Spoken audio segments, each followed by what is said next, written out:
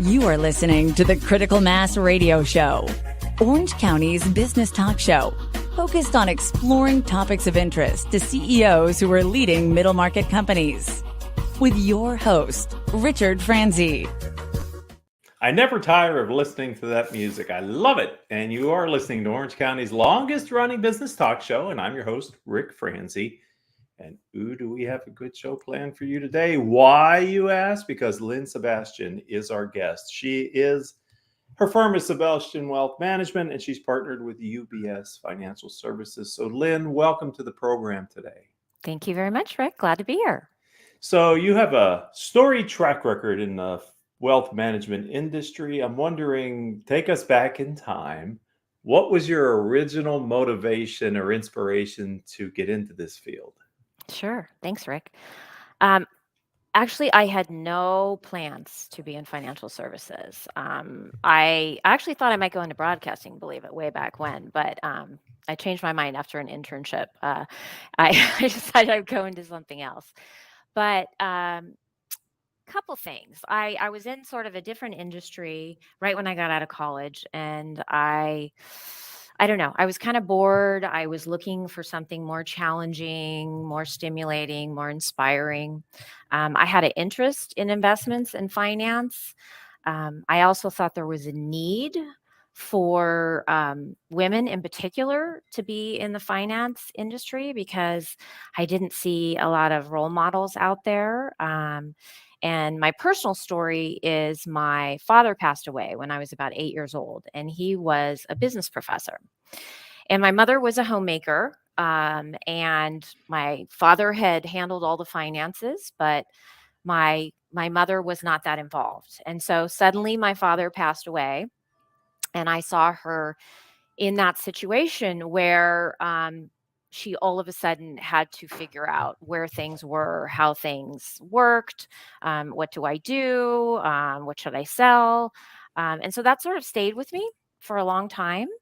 And then when I decided to make a career change, I went to an investment seminar just to learn a little bit more about it myself. And then sort of a light went off, and I said, I think I found what I want to do. And so I sort of proceeded to, move forward and investigate investment firms and knock on doors and phone calls, so to speak. And it was a long journey, but somehow I made it. It's been a long time. So we're going to talk about your specific practice in a minute. I'm just wondering, because you've several decades now, you've been in this field. Has the thing that you noticed in the beginning, lack of women in the industry, has that changed over time? It's gotten better. I don't think it's where it should be, though. I think there is a lot of room for improvement. It's a really good industry for women. I really encourage women to get involved, and if it's something that they have an interest in, to not be afraid of it, look into it. I mean, think about it. I mean, look at more than half the population is women, and more than 80% of women will be in charge of their finances, even if they're in a marriage or partnership where maybe the husband's taking over. Just like in my own family situation, my mom had to get into it at a whim's notice. And so women, and a lot of women do like to talk to other women. I mean, it's not, I have men clients, I have women clients, but I think it's, there's just a lot of opportunity. And I find that women are really good investors. They listen a lot. And I listen to them, and we make decisions after educating them on the certain investment or topic, and they make great decisions. So when you joined the field, you coincidentally started with UBS, right? You've been with them for several decades. Yep. Why did you think UBS was the right place for you to position your career? Right. Well, I have a lot of choices of where I hang my hat or my practice, and It's been a very long time, and I figure if something is not broken, you should not try and fix it. And my firm, UBS, allows me a lot of flexibility. It's kind of like my practice is like an entrepreneurship.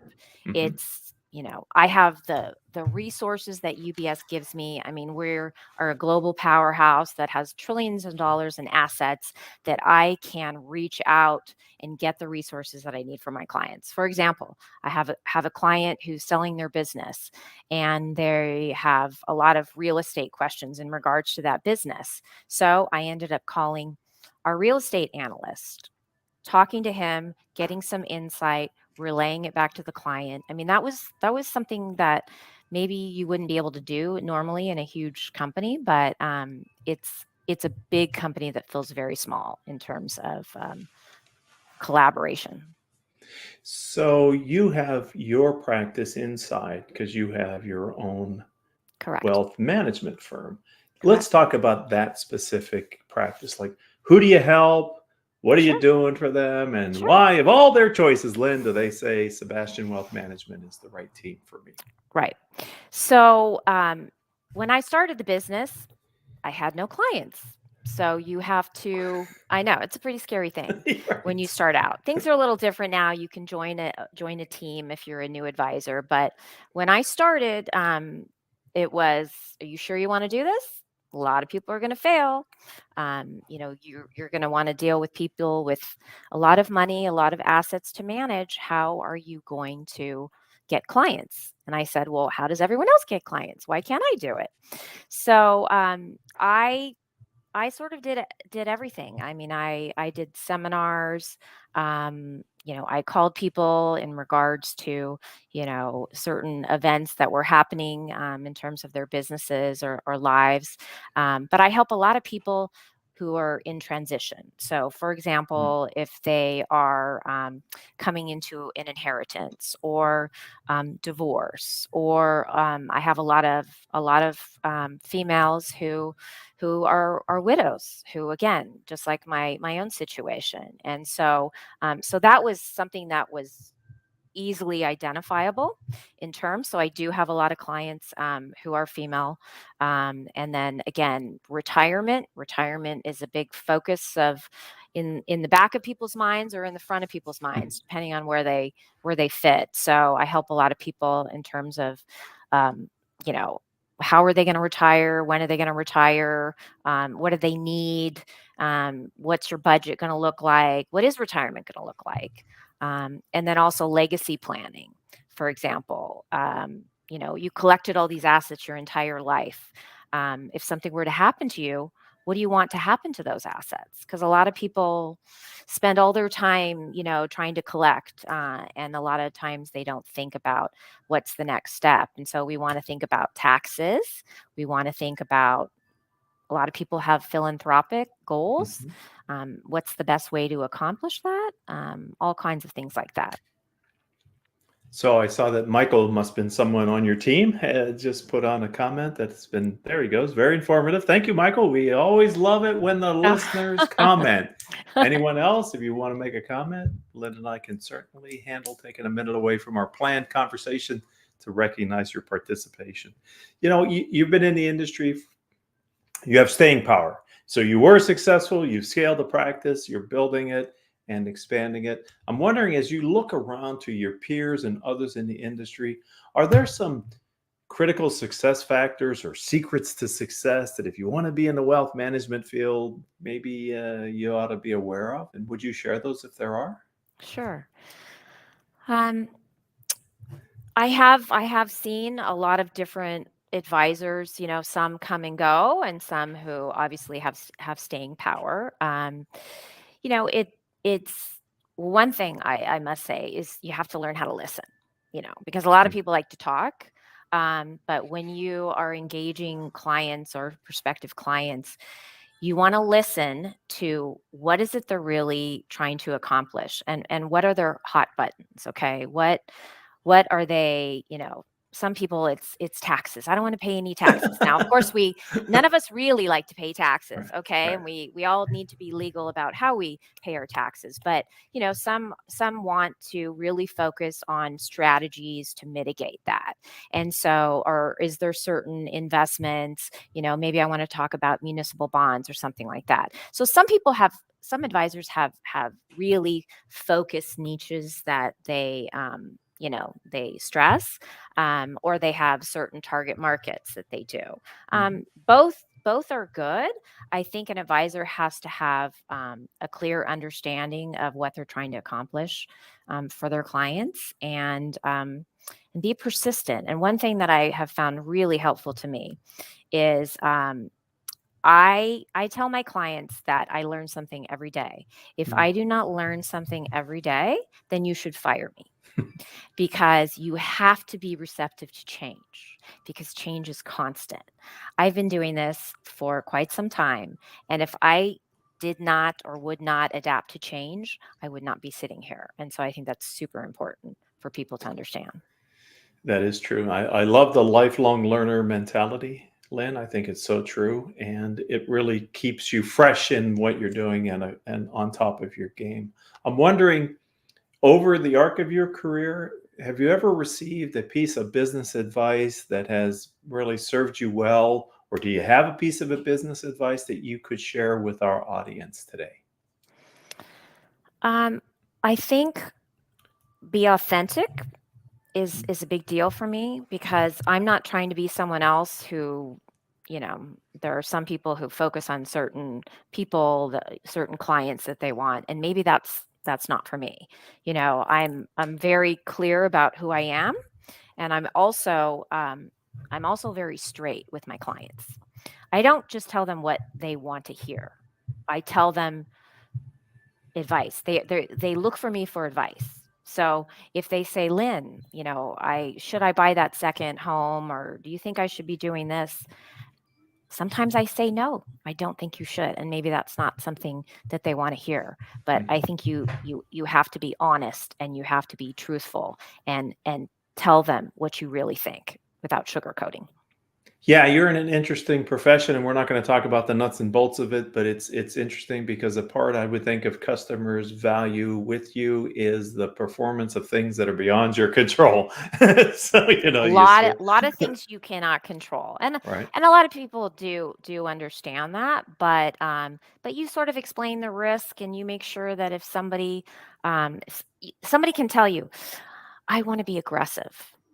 I don't care. I can handle the ups and downs of the market.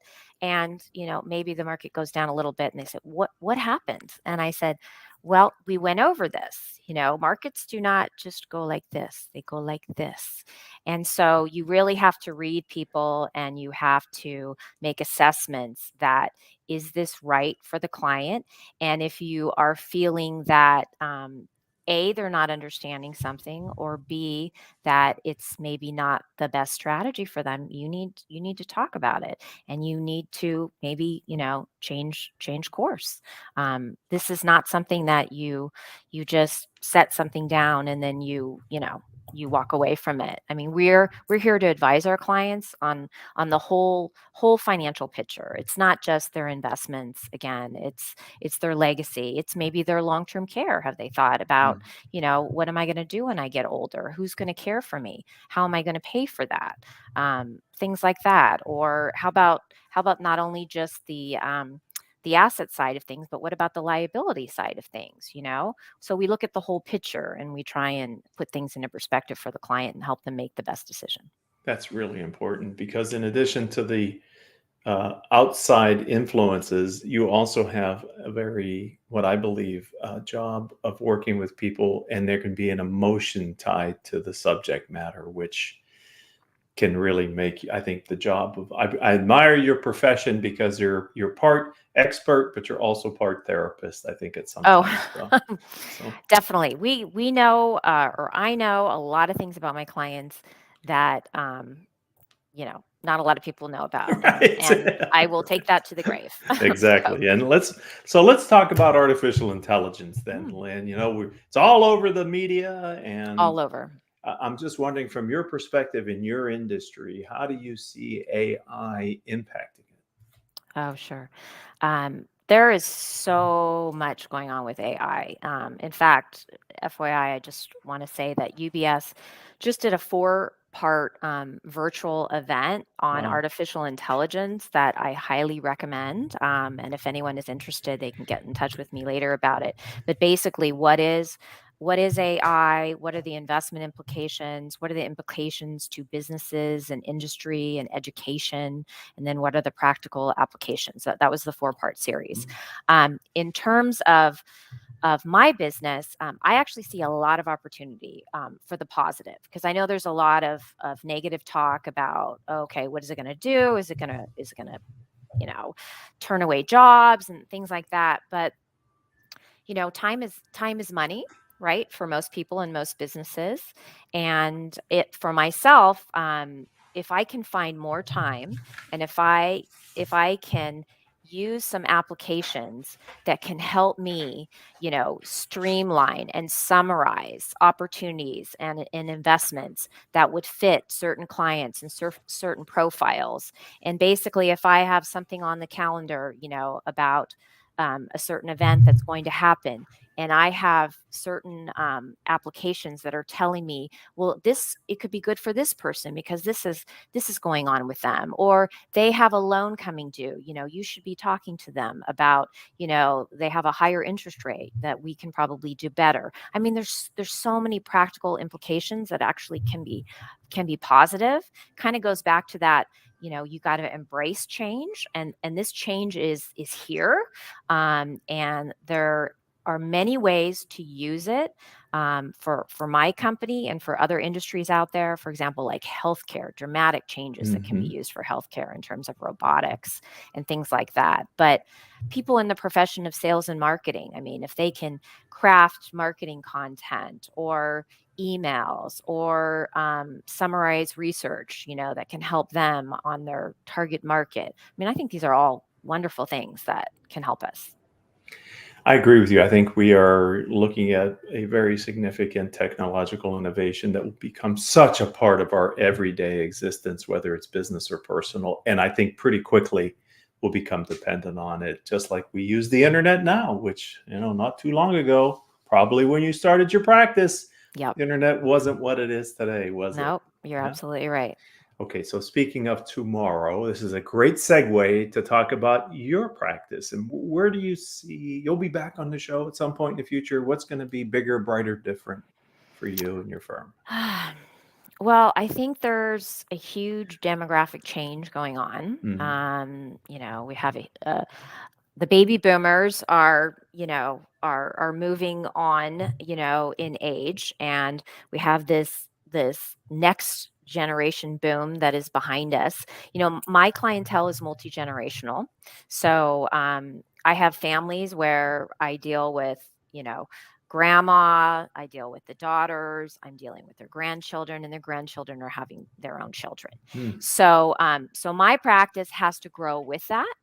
So, in terms of the future, I want to expand my team, expand the generations below. I intend to be here for quite some time. I'm not retiring anytime soon that I'm aware of.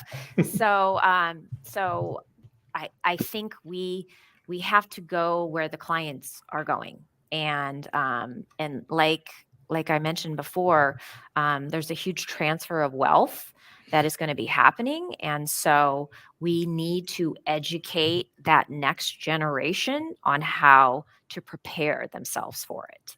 And a lot of maybe generation one wants to, they're afraid of what the next generation is going to do with the money, right? And so there's a lot of worry and a lot of concern. And I think the sooner that you kind of incorporate a strategy, how to get them involved. And I'm trying to get my clients to get those other family members involved. And I think people should know, use your advisor to help them teach teach this next generation. I think it's a huge benefit for all of us.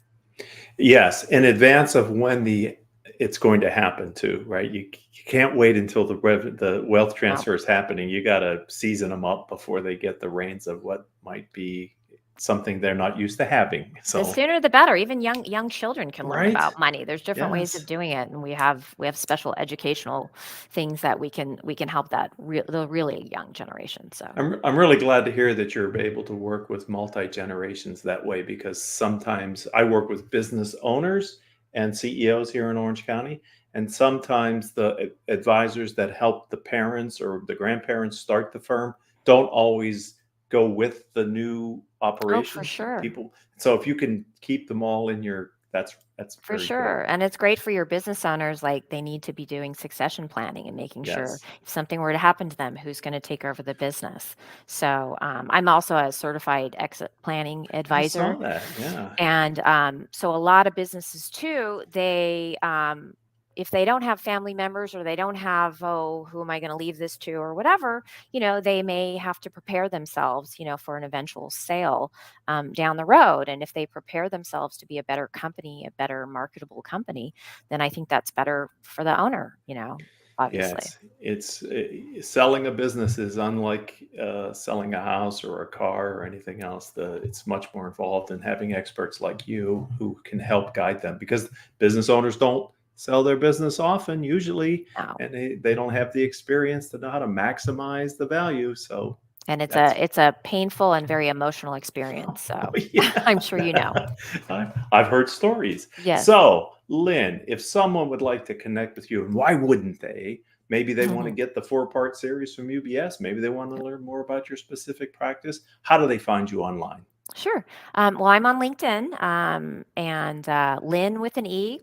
You can see my name up there, and with UBS Financial Services. And I have a website, and I'm local in Newport Beach, Fashion Island, so office right around the corner from the fire station. So yeah, so reach out.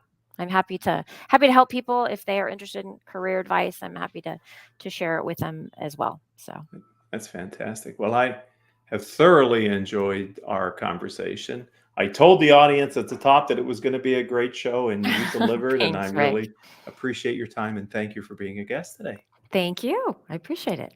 I'd Thanks like to to your thank viewers. I'd like to thank them. They're a part of Orange County's longest running business talk show. Lynn's show is now in our archives. We have over 1,400 interviews. You can Wow. sort them. If you're an Orange County entrepreneur and you'd like to share your story on Critical Mass Business Talk Show, then reach out to me. I'm LinkedIn. I'm on LinkedIn, Rick, R-I-C, Franzi, F-R-A-N-Z-I. Coincidentally, that's also my website, rickfranzi.com. And until the next time we have a chance to be together, I hope all of your business decisions will move your company in a positive direction.